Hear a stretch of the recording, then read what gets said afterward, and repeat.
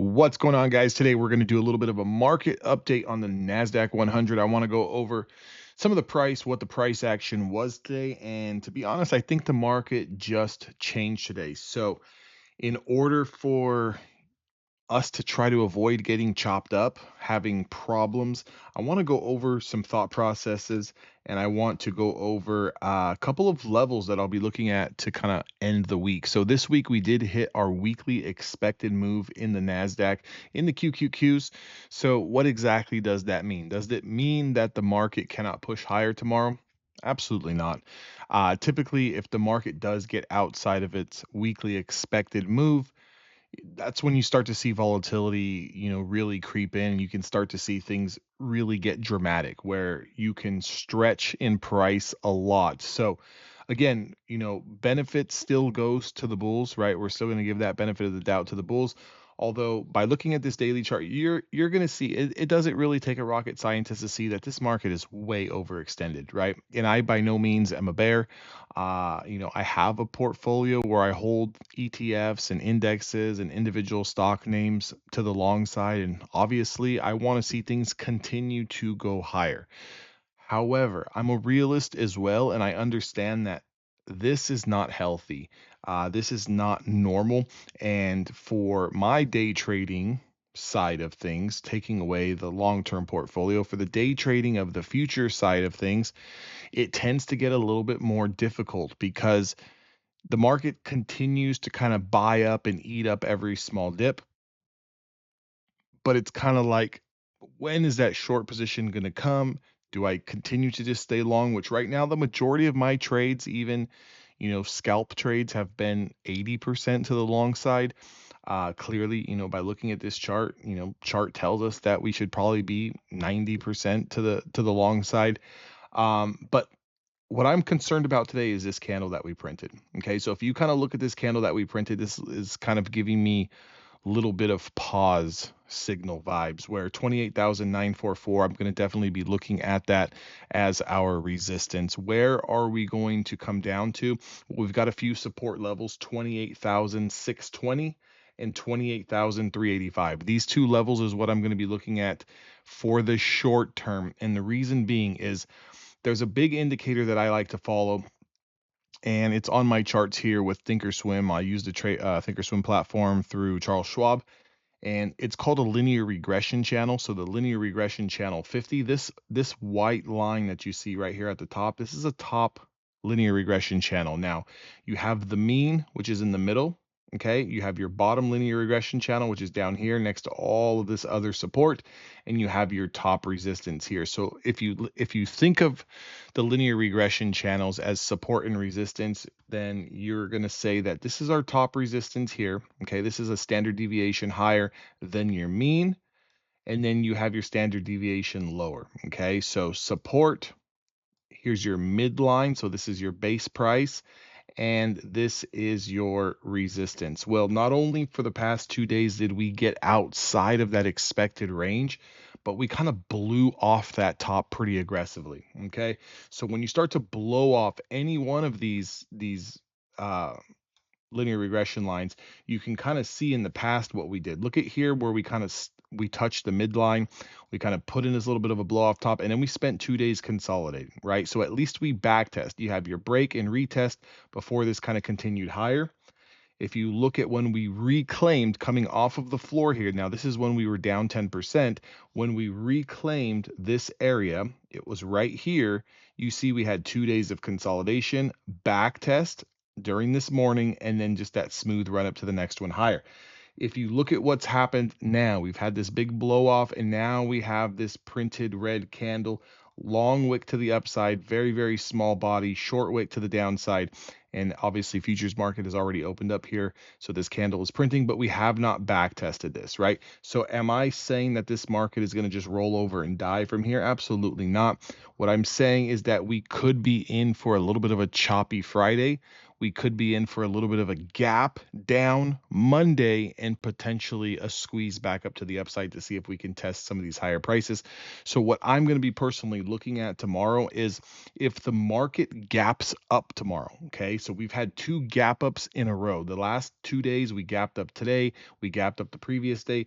If we gap higher tomorrow, I'm going to avoid the longs. Okay, I think that if there's a gap up tomorrow, it's going to be an easy trap to short this back down. Okay, so the last thing that I personally want to do is look at the market completely scream higher through the overnight session, through Asia and through London session, and buy this New York gap up only to get trapped and have it pull all the way down, realistically do nothing, basically just kind of pull back into, yesterday and the previous day's price action, which is not bullish or bearish, it's just consolidation. But I don't want to get trapped by buying the gap up. If we gap lower, okay, then and then only will I be looking to play along, because potentially that could be a trap. A lot of people thinking that, okay, this is the turn of the market where the market's going to start to pull back. That gap down happens. It traps a ton of early shorts, but it holds this linear regression, or it holds this rising 10 simple moving average, right? So I have a 10 SMA here, which is the blue line, and then I have the 5 SMA here, which is the green line. We've got a lot of support here, but we do have room to pull back. So any gap down, I'm going to avoid the early short. Any gap up, I'm going to avoid the early long. I'm going to wait for the top of the hour to populate and see what happens at the top of the hour, at the 10 o'clock Eastern time hour. Let all the noise shake out. If the market's going to continue to go down, well, guess what? If we gap down tomorrow and there's a little bit of consolidation, a little bit of a bounce, in order for us to go lower, we're going to have to confirm that first hour low, okay? If the market gaps up tomorrow, instead of just getting long right off the bell, it needs to consolidate. It needs to break and retest something. It needs to break and retest today's highs. It needs to do something.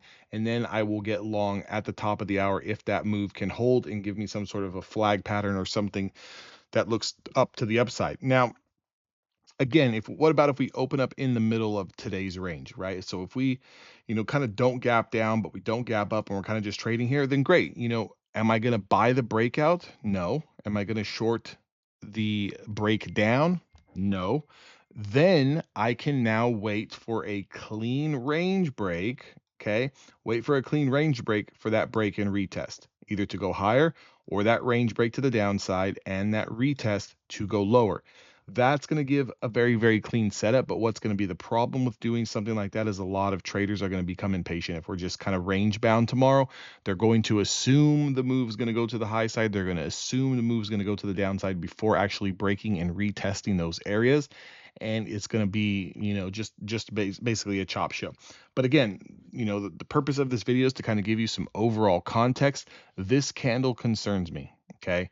This candle concerns me because if we do not gap down and kind of back test this linear regression channel and start to push higher tomorrow, or we either close outside today's range or we close at the top of the range, it could be signifying that the market needs a little bit of a pause. The market needs to pull back a little bit. And again, just kind of take this food for thought. It does not mean that the market is just going to continue to go down, right? So again, we still have Iran tensions. Is the war over? Is the Strait open? We don't know. Now we've got all this, just absolute, in my opinion, just hysteria with this hantavirus or whatever it's called from the cruise ship, and people have been released to different countries and so forth and so forth. Now there's been a flight attendant that's checked into the hospital. In my personal opinion, I'm not a doctor. I don't know a doctor. I'm not a scientist. I don't know that. But just my personal opinion, do I think that this is going to be some widespread pandemic type style virus? No. But again, narratives can spin very, very quickly, and it would not take much for a flash scare that brings markets down into realistic expectations to have a quick little recovery. Okay.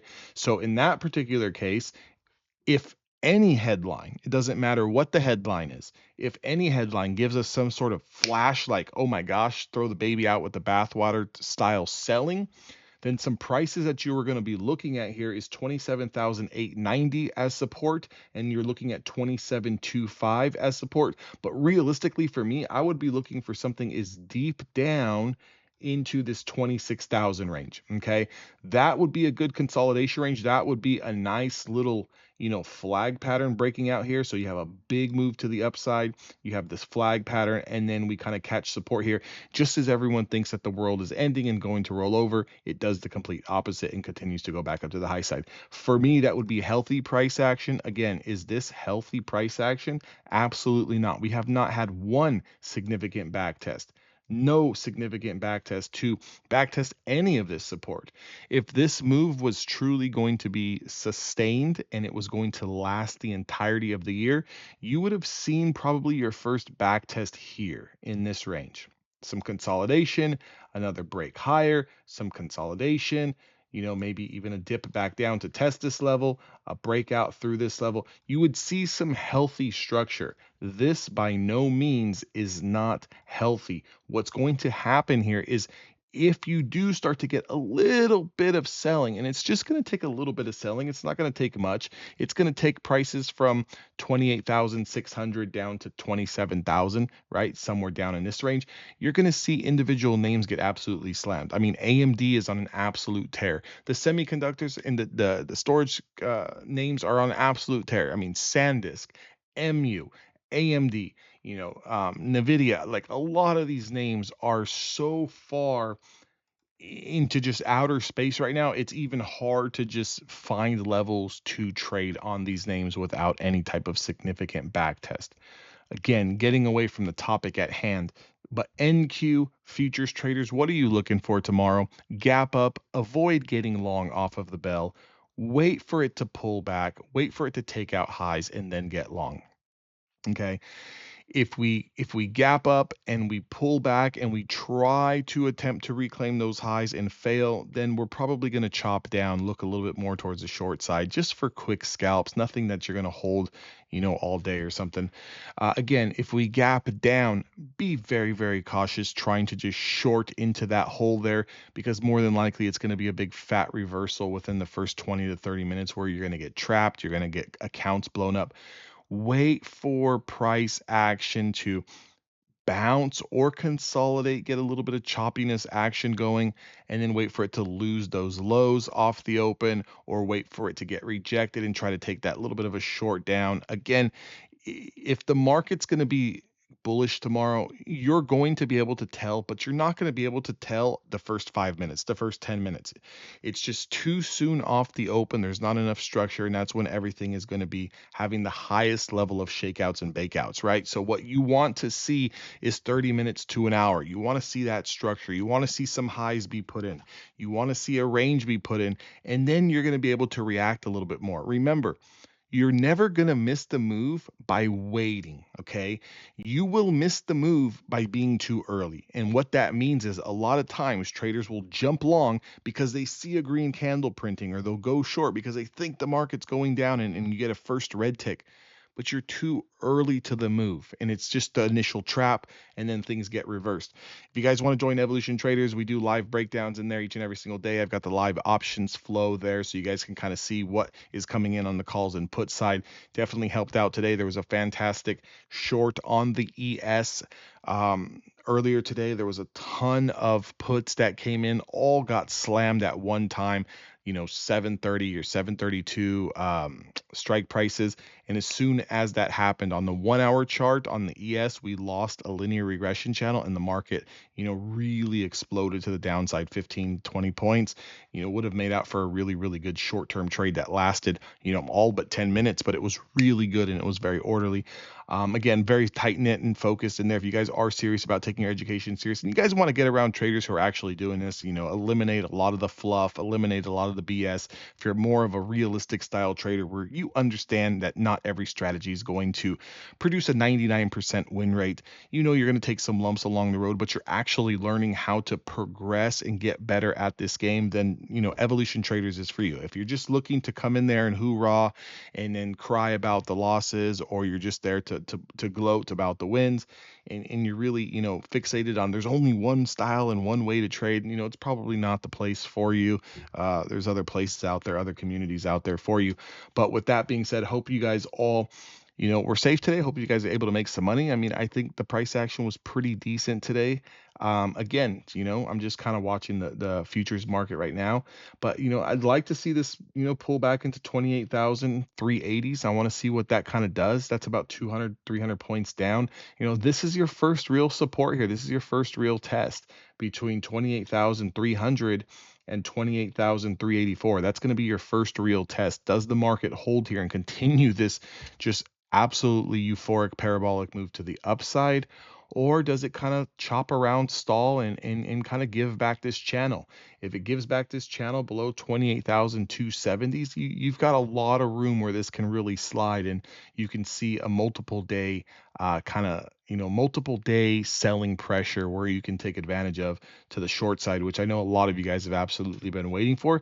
But again, you have to also keep this in mind that we have to respect technical analysis until technical analysis fails us. And right now, technical analysis is telling us we are on a clear power trend to the upside. We have not lost the 5 or 10-day moving average for more than a day over the past month. That is telling you that, these pullbacks, they are getting bought up. So if you are shorting, it's not just close your eyes, shut your computer screen off, and come back in a week. You need to absolutely be mindful that in this tape, they are continuously buying every little push down. Does that mean you cannot scalp a little piece to the short side? Absolutely not. But it's kind of telling you the bigger picture. You want to see those pullbacks so you can get long. Hopefully this video was informative for you. If it was, make sure to give me a thumbs up on this video, leave a comment, let me know how you guys did today. I'll see all of you guys on the inside. Stay safe out there, everyone.